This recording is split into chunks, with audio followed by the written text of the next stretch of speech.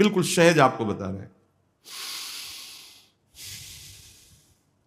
10 बार खींचिए, कोई ऐसे वैसे पकड़ने की जरूरत नहीं, आराम से ऐसे बैठे। आप देख लेना, जय बार आप आसन पे बैठिए, 10 बार खींचिए, पूरा खींचिए और फिर पूरा छोड़ दीजिए बिना रुके, दोनों सांसों से। ये हम महापुरुषों की बात बता रहे हैं, स्वयं अनुभूत बात बता रहे हैं। फिर आप भजन में बैठिए, देखिए आपकी कम से कम अगर 3 बार दिन में आप ऐसा करेंगे तो आपकी प्राण बिना ये रेचक पूरक कुंभक इनके बिना किए, अनुलोम विलोम इनको बिना, ऐसे पूरा भर करके वायु आराम से छोड़ दिया, आराम से भरा 10 बार। फिर आप देखो भजन में नाम जप करते हुए ऐसा किया, फिर आप देखो एक शांति सी आएगी, एक मन उसमें जिस नाम में लगाना चाहो लगेगा। प्राणवायु का संशोधन अत्यंत आवश्यक है। उपासक को चाहिए, जिसका शरीर रोगी है, वयोवृद्ध है, उनके लिए बात नहीं कह रहे। यदि आप जवान हैं, आपका शरीर स्वस्थ है, तो आसन पर बैठना सीखें, बहुत जरूरी है इंद्रिय संयम के लिए, मनोनिग्रह के लिए, और शरीर की जो वायु है उसको पचाने के लिए। अब नौजवान हैं, कोई रोग नहीं है, कुर्सी में बैठे भाई कैसे बनेगा? आपकी वृद्धावस्था है, आपकी टांगें दर्द कर रही, घुटने दर्द कर रहे हैं, कमर दर्द कर रहे हैं, गृहस्थी से आए हो, बैठो। आप बाल ब्रह्मचारी हैं, भगवत मार्ग के पथिक हैं, या आप गृहस्थ से संयम पूर्वक रहकर आए, तो कुर्सी सुख आसन पर बैठने की चेष्टा ना करें।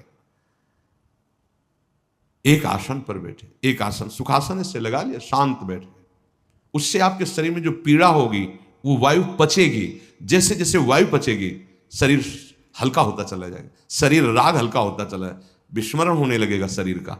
शांत, जहां हाथ रख दिए, गंभीरता, शांति, स्थिर भाव तक कम से कम 48 मिनट, 48 मिनट एक स्थिति में बैठे। अरे सर, कई घंटे का पद्मासन या सिद्धासन, 30 मिनट के बाद कष्ट शुरू हुआ, हर नस नाड़ी पीड़ा को, मैं शरीर नहीं हूं, ये भ्रम है, ये कष्ट नहीं, ये भ्रम है। थोड़ी देर बाद शून्य के बाद शांत, अब बैठे रहो आराम से। पर वो समय क्रॉस करना जो बहुत कष्टप्रद, यही तो है सब इंद्रियों को अधीन कर लेना। शांत, हर नस नाड़ी शुद्ध वायु, जो वायु दोष पैदा करने वाली, वो भस्म हो जाती है उससे। कब आपकी वृत्ति संभलेगी? यही तो समय। अगर आप सत्संग में बैठे हो, लगाया आसन और बैठ गए शांत, या तो वक्ता की तरफ दृष्टि या नासाग्र दृष्टि।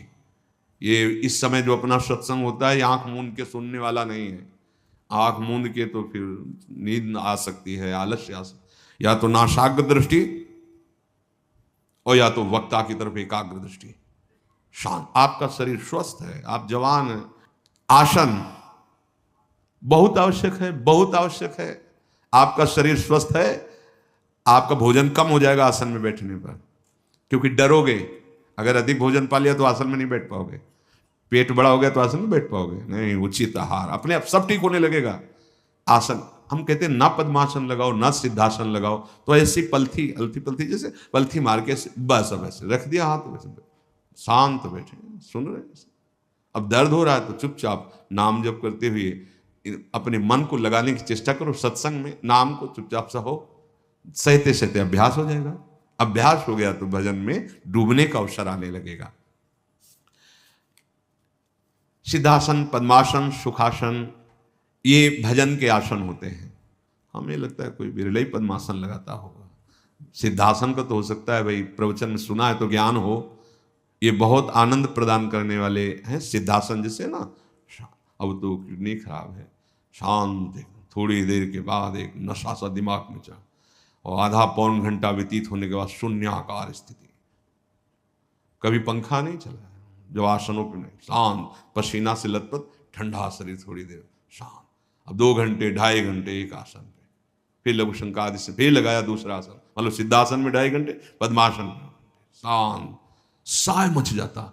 उसके बाद घंटों मंत्र चलाना नहीं पड़ता, चल रहा है अपने आप, एक अद्भुत स्थिति आती है। ये भागवती में आप दिन भर इधर उधर टहल रहे, टांगे बेग इधर, भजन में मन लगेगा। अरे समझो आप किस मार्ग के पथी को, जो दिनचर्या है वो दिनचर्या में, मान लो वाणी पाठ हो रहा है, सामने वाणी रखी, आसन में बैठे, कभी कानों से सुन रहे, कभी आंखों से देखते हुए इधर उधर। उपासक तो वही कि आपके तीसरे नंबर में पीछे कौन बैठा था आपको पता नहीं होना चाहिए। अगल बगल उठे, चल दिया, कुटिया में गए, जो अपनी दिनचर्या बैठ के भजन, रात दिन भजन। यहां तो थोड़ी शिथिलता, एकांत में पहुंचते एकदम सावधान, पर वो लक्ष्य नहीं बन पा रहा है भगवत प्राप्ति, इसलिए ऐसा है। प्राणवायु का संशोधन अत्यंत आवश्यक है। जो नित्य स्वाध्याय करता है तो इष्ट दर्शन की योग्यता उसके अंदर आ जाती है। 84 हरिवंश कृत पढ़े सुने निशिभोर, छुटी 84 भ्रमंते निरखय जुगल किशोर। नियम पूर्वक। और जो ईश्वर प्रणिधान है वो आगे चलकर समाधि स्थिति प्रदान कर देता है। ईश्वर प्रणिधान कोई भी वस्तु, व्यक्ति, स्थान, कोई भी वृत्ति प्रभु से अलग नहीं है, सब प्रभु में समर्पित। दृढ़ निष्ठा अपने आराध्य देव की, तो चलते फिरते समाधि लगने लगती है। भाव में एकदम तन्मय है, शरीर से क्रियाएं हो रही या निष्क्रिय, उससे कोई मतलब नहीं। स्वामी जी महाराज इसी समाधि के लिए कह रहे हैं, आओ समाधि भीतर, चित न डुलाए तो। अगर इतुत चित डुलाए तो अगला जन्म हो जाएगा। आओ श्यामा श्याम के चरणारविंद के चिंतन में, उनकी लीला गायन में, उनकी लीला चिंतन में, ऐसा जहां सौंदर्य रूप, ऐसा जहां प्रेम रस बरस रहा है, वो कुंज निकुंज झलकने लगेगा। भारी समाधि स्थिति है।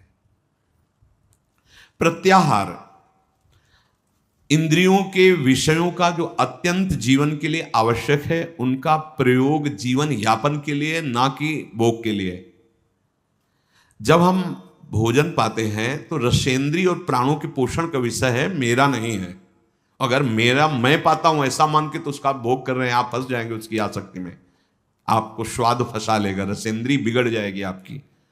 प्रत्याहार कहते हैं अपने अपने विषयों के साथ संबंध न रहने पर इंद्रियों का चित्त के अनुसार हो जाना।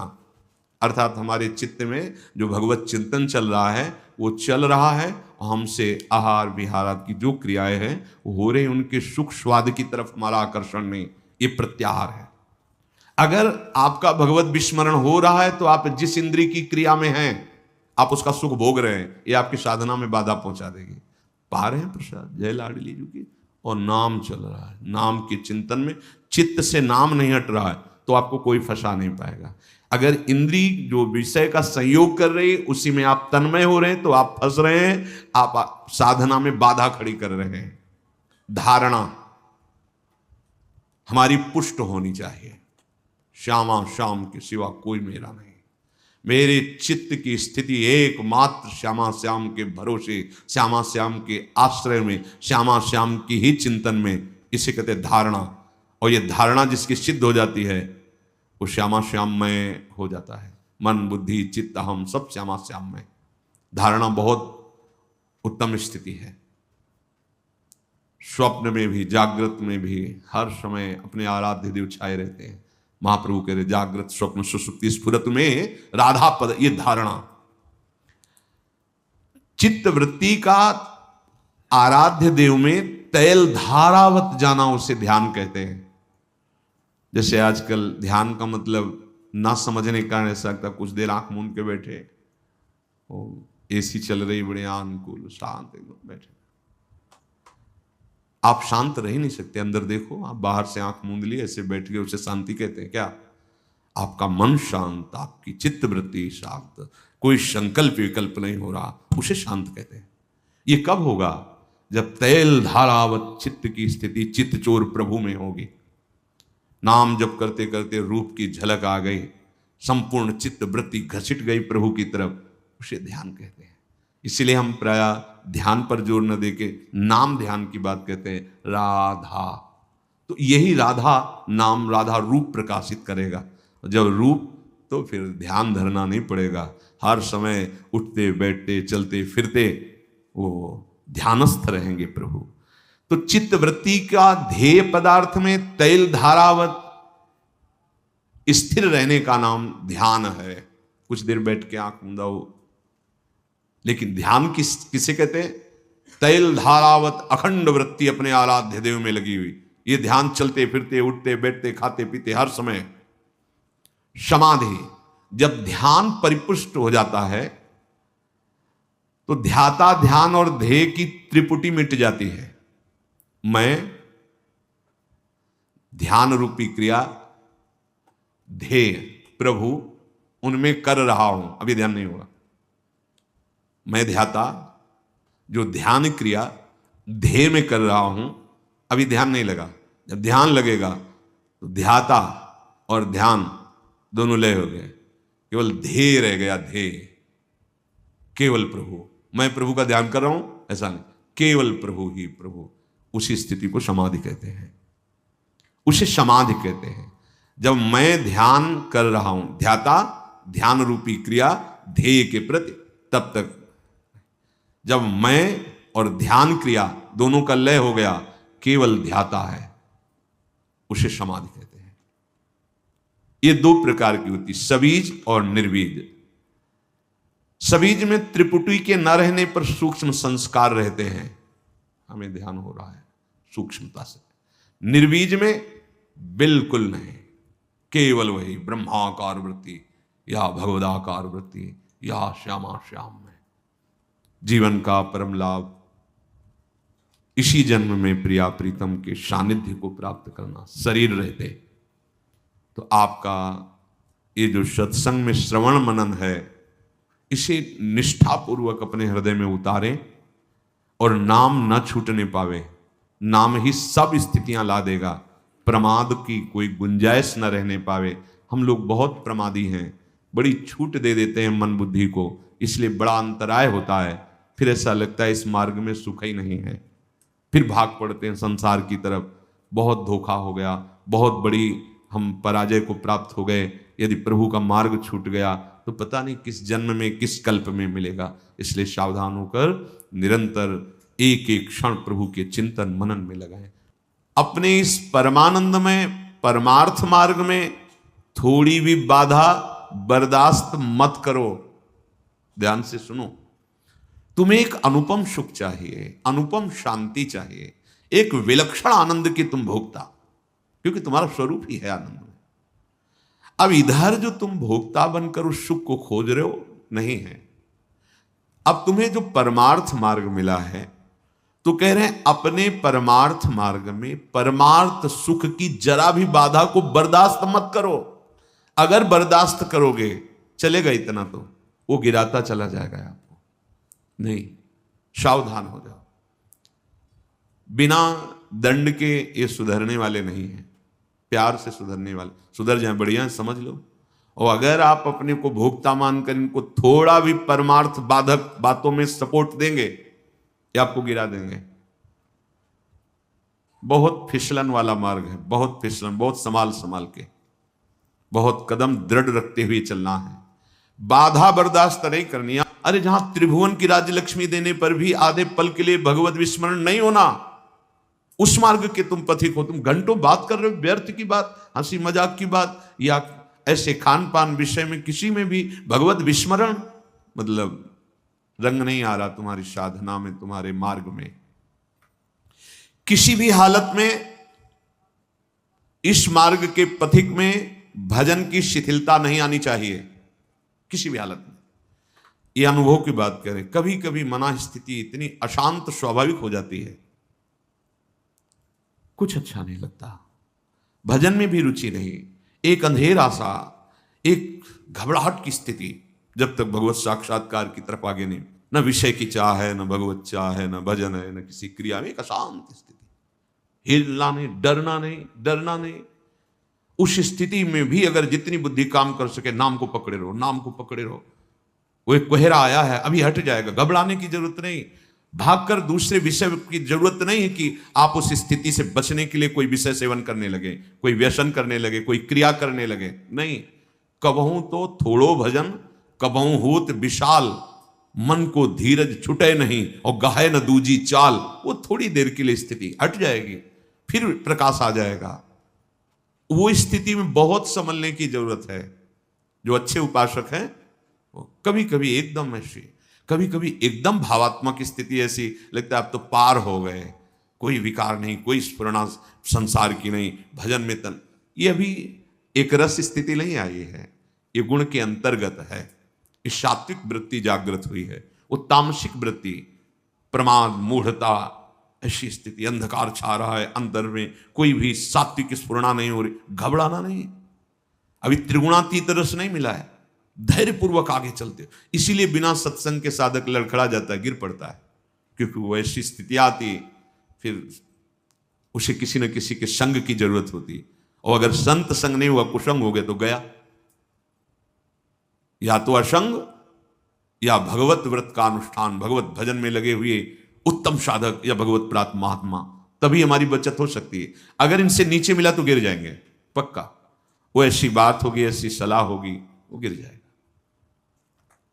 अपने निर्दोष साधन को बिना किसी भय, संकोच, लोक लज्जा, अपने साधन में लोक लज्जा भी नहीं। हम तिलक लगाएंगे, कंठी बांधेंगे, नाम जप करेंगे, सुबह इतने बजे नहा स्नान करके बैठे, घर के परिवार के लोग या कोई बाहरी उपहार दे तो भगत है या कुछ भी, ना लोक लज्जा, ना कोई भय, ना कोई संकोच, अपने साधन को निर्दोष रखते हुए चले, उसे नियम कहते हैं। जो आपको नियम मिला है, दिनचर्या मिली, उसमें तुम्हें बाधा बर्दाश्त नहीं कर। हम लोग बहुत कमजोर हैं, हम हर बाधा को स्वागत पूर्वक आओ स्वीकार कर लेते हैं। भजन छूटा, सद्बुद्धि छूट रही, हम मनोरंजन में लगे। अरे भाई, यही अवसर है मन भंजन का, यही अवसर है इंद्रियों को समाहित करके भगवत स्वरूप में लगाने का। अब आप बर्दाश्त कर रहे हो विघ्न, तो आप जानो फिर क्या हो सकता है, क्योंकि आपकी स्वीकृति है। बहुत बहुत बहुत सावधानी की जरूरत। साधन में कहीं बाहरी दिखावा भी ना आ जाए, ये भी ध्यान रखें। कहीं बाहर लोगों को ये दिखाने के लिए कि हम भगत हैं। देखो, अभी पहले कहा, लज्जा नहीं, संकोच नहीं, भय नहीं, अपनी दिनचर्या बिल्कुल, वो भगवत रिझावे के लिए, जगत रिझावे के लिए नहीं। अगर कहीं आपका लक्ष्य बन गया बाहरी लोगों को दिखाना, प्रणाम, नमस्कार, वंदना, यश, कीर्ति, चार लोग, ऐसा, फिर तो असली वस्तु को नहीं प्राप्त कर पाओगे, बहुत लंबा समय नष्ट हो जाएगा। हाँ, अगर भगवान की शरण में हो तो ऐसे धक्के लगेंगे आपको कि आपको भागना ही पड़ेगा प्रभु की तरफ। ऐसे विघ्न उपस्थित हो जाएंगे कि उधर कदम नहीं बढ़ा पाओगे, भागोगे प्रभु की तरफ, पर पता नहीं वो कब समय दे। होश में अपने साधन का दिखावा अंदर पता चलता है, आप ही अंदर से जांच कर लीजिए। दूसरे को दिखावा, और प्रायः अहंकार देवता ये बहुत पसंद करते हैं। जो अहंकार है वो ये बहुत उसकी पसंद चीज है। दंभ, पाखंड, दिखावा, ये उसकी पसंद की चीज है। इसी से वो पुष्ट होता है, बलवान होता है, वो प्रेरित करेगा।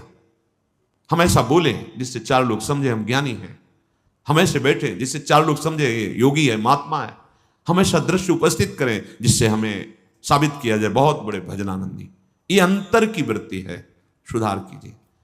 साधन में कहीं बाहरी दिखावा ना आ जाए। अगर बाहरी दिखावा आ गया तो असली जो तत्व है, असली जो बात है, असली जो सच्चिदानंद परमात्म सुख, उससे तुम वंचित हो जाओगे। हमें प्रभु को रिझाना है या जगत को रिझाना है? जब आप प्रभु को रिझाने की चेष्टा करेंगे तो सारा जगत आपसे रिझ जाएगा। जा पर कृपा राम की हुई, ता पर कृपा करे सब कोई। प्रभु प्यार करने लगे तो पूरा विश्व प्यार करने लगेगा। अंदर से ये देखते रहो, बिल्कुल शुद्ध परमार्थ की बात है। अंदर से देखो, जब आप अंदर से सच्चे साधन में लगे हो, बाहर से तुम्हें कोई कहे ना पाखंडी, दम्भी, दिखावा, ये वो, तो मुस्कुराहट आएगी। जब आप अंदर से दम्भ कर रहे हो, फिर तुम्हें कोई दम्भी कहेगा तो तुम गाली दोगे, लड़ जाओगे, निंदा करने लगोगे। ये पहचान है कि दम्भ है तुम्हारे अंदर, उसको बुरा लगा। जैसे कोई निंदा कर रहा है तो आपके कान में पड़ा, तो सबसे पहले बुद्धि का कार्य होता है, वो तुरंत जांच करेगी। अगर सत्य मार्ग में चल रहे हो, ये जो बोला गया कोई लक्षण है अंदर, पूरी जांच कर, नहीं ठीक है, प्रभु की बड़ी कृपा है, मुस्कुराया, चल दिया, उसको बुरा है नहीं लगा। जैसे आप गोरे हैं, आपको कहे काला कलूटा, तो आप नाराज हो जाएंगे क्या? क्योंकि आपको पता है आप गोरे हैं, आप नहीं नाराज होंगे। और काला कलूटा है और उससे कहे भी कि क्या यार गोरे हो तुम, उसको बुरा लगेगा क्योंकि वो नहीं गोरा है। ऐसे ही यदि सच्चाई से तुम भगवत मार्ग में चल रहे हो और तुम्हें कोई कह रहा है कामी है, क्रोधी है, लोभी है, पाखंडी, दम्भी है, तो आपको पता है ना कि गुरु कृपा से ऐसे इन दोषों का शांत, प्रसन्न, आपके अंदर उत्तेजना नहीं पैदा होगी। और यदि है तो आप ये साबित करने के लिए कि नहीं है, आप लड़ पड़ेंगे। आप, ये अंदर की बात है, सूक्ष्म बात है। आप बहुत सुंदर सुंदर पदार्थ खा के निकले हैं और बाहर कोई कह रहा है ऐंठ के चल रहा, भूखों मरता है, हमें पता है, तो आपको क्या होगा? हंसी आएगी। या अभी अभी तो खीर पूड़ी से पाके आ रहे हैं, ये तो ऐसा बोल रहा है, अच्छा ठीक है। और आप भूखे हो कई दिनों से, ऊपर से ऐसे घी पोंछ के ऐसे चले, और लोग बहुत कह के आया यार हलवा खा के आया है, तो छाती जलेगी कि नहीं, रोटी भी नहीं मिली तो हलवा की बात करते हो। ठीक ऐसे ही दम्भ और सच्चाई का है। आप सच्चे भगवत मार्ग के पथिक बनेंगे। पूज्य श्रीपाद उड़िया बाबा जी महाराज कहते कि जब अपनी भाषा में जैसे जो हम जानते हो बात करता है तो हमें समझ में आती है, लेकिन विदेशी भाषा में जिसे तुम्हें ज्ञान ना हो, तुम्हें बल भर गाली दे रहा हो, निंदा कर रहा हो, तो तुम क्या करोगे? पता ही नहीं वो भाषा ना, तो ऐसे सुनोगे, कुछ बोल रहा हो, चल दोगे। जब तुम्हारी भाषा में ऐसे तुम्हें गाली दे, निंदा दे और तुम चल दो, तो जान लो कि तुम सच्चाई के मार्ग में चल रहे हो। नहीं तो एकदम जलन पैदा, क्योंकि वो है, जलन पैदा हो जाएगी। साधन में कहीं बाहरी दिखावा ना हो, साधन में बाहरी दिखावा वही सच्चाई का साधन है, वही बाहरी दिखावे का साधन है।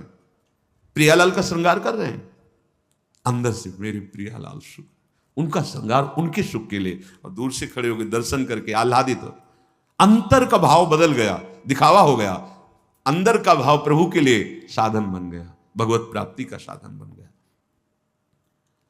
अंदर से देखता रहे उपासक, कहीं बाहरी दिखावा तो कोई, बस बहुत सूक्ष्म विषय है। जब लक्ष्य में प्रियालाल है तो हमारा गाना, नाचना, भजन करना, रोना सब सार्थक है। अगर यही बाहरी व्यक्ति के रिझाने के लिए, तो यही दम्भ हो गया, यही पाखंड हो गया, नाटक हो गया। ये अंतर की बात है, इसको बाहर से नहीं पहचाना जा सकता, बाहर से नहीं पहचाना जा सकता।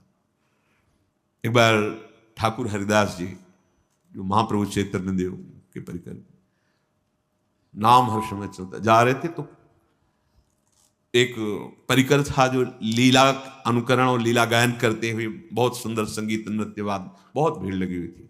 वो गए, विविध प्रकार की, कभी काली देह लीला, कभी गिरिराज ठान, ऐसी लीला पदों में गा करके वो नृत्य करते थे। उनका परिकर होता था, उसमें स्त्रियां भी पुरुष भी, और बड़ा भाव में, सुनते ही हुंकार भरी मूर्छित होकर गिर गए। हाँ, अब तो ऊपर दरज ले रहे हैं, सब प्रणाम करें, जो देखना कि बहुत ऊंची।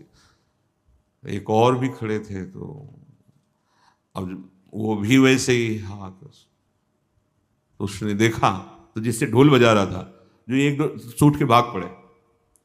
लोगों ने पूछा आप ऐसे क्यों किए? बोले ये वास्तविक स्वरूप स्थिति में है और ये इनका नाटक कर रहे थे।